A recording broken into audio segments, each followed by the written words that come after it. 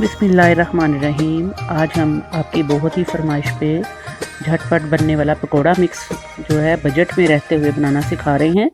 तो आपने वीडियो को एंड तक ज़रूर देखना है। रमज़ानुल मुबारक से पहले ही बना के आप इसको रख लीजिएगा, इंशाल्लाह बहुत ही आपके काम आएगा। पूरा तरीक़ाकार मैंने बड़े आसानी से आप लोगों को समझाया है, तो वीडियो एंड तक ज़रूर देखिएगा।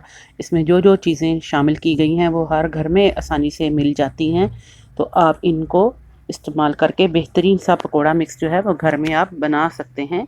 ये मेरे पास आधा कप ज़ीरा है, इसको मैं हल्का सा ड्राई रोस्ट कर रही हूँ। आप तवे पे भी कर सकते हैं या पैन में भी कर सकते हैं, जिसमें आपको आसानी रहे। और इसमें 15 से 20 काली मिर्चें हैं और 2 दालचीनी के टुकड़े हैं। इनको अच्छी तरह से हम हल्का सा खुशबू आने तक, कलर आने तक इनको हल्का सा ड्राई रोस्ट करेंगे। 1-2 दालचीनी के टुकड़े मैंने डाले हैं इसमें, ऑप्शनल हैं, आप डालना चाहें या ना डालें, आपकी मर्ज़ी है। बहुत ही ज़बरदस्त ये पकोड़ा मिक्स बनता है रमज़ान मुबारक के लिए। एक दफ़ा आप बना के रख लेंगे, इंशाल्लाह डब्बा भर के बना के रख लें। बस आपने जो भी सब्ज़ी, आलू या प्याज के पकोड़े या पालक के बनाने हुए, इसमें से निकाला आपने मिक्सचर जो है पकोड़ा मिक्स का, और डायरेक्ट आपने सब्ज़ी में डाल के तो बना लेना है। चलिए, ये हमने निकाल के ज़ीरा रख दिया है, और इसके बाद ये खुश्क धनिया था 1 कप जितना, तो इसको भी अच्छी तरह से हमने ड्राई रोस्ट कर लिया है, और इसको भी निकाल के अब रख लेते हैं। तो इसमें सबसे पहले ये देखें, ये मेरे पास है तमाम मसाले, जो कि मैं बताती हूँ कुछ इस तरह हैं कि ये 1 पाव मैदा है, इसको अच्छी तरह से हमने छाना हुआ है, और इसको भी एक दफ़ा छान लीजिएगा ताकि इसमें गुठलियाँ ना हों। अब इसके अंदर अनारदाना, खुश्क धनिया जो हमने अभी रोस्ट किया था, अनारदाना भी बाद में मैंने हल्का सा पैन में डाल दिया था, गरम पैन में, ताकि इसका अंदर से मॉइस्चर जो है वो ख़त्म हो जाए।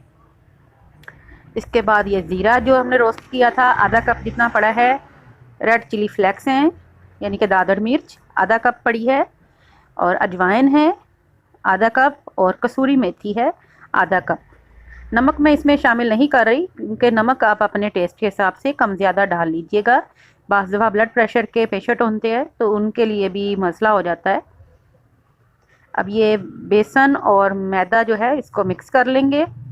अब तमाम इंग्रेडिएंट्स जो हैं किस तरह से डालने हैं देख लीजिए। कसूरी मेथी शामिल की है, फ्रेश ताज़ी कसूरी मेथी है, और अजवाइन शामिल की है मैंने इसमें।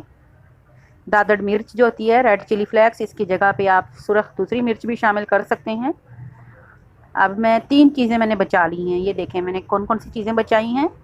इनमें से सबसे पहले ये ज़ीरा है मेरे पास आधा कप, 1 कप सूखा धनिया, साबुत धनिया है, इसमें काली मिर्चें हैं साबुत धनिया के अंदर, और दालचीनी है, 1-2 लौंगे हैं, और ये अनारदाना है।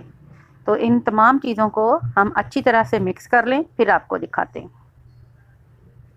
अब ये देखें, भुना कुटा हुआ ज़ीरा, काली मिर्च, 2-3 लौंगे थी इसके अंदर। लौंग जो है वो इसको कीड़ा लगने से बचाती है, और खुशबूदार आपका पकोड़ा मिक्स बनेगा, हाज़मेदार बनेगा इंशाल्लाह ताला। और अनारदाना भी जो है इसको हाज़मेदार बना देता है। अच्छी तरह से तमाम इंग्रेडिएंट्स को आपने मिक्स कर देना है। इसके बाद मैंने 1 चम्मच जो है इसके अंदर सूंठ डाली थी।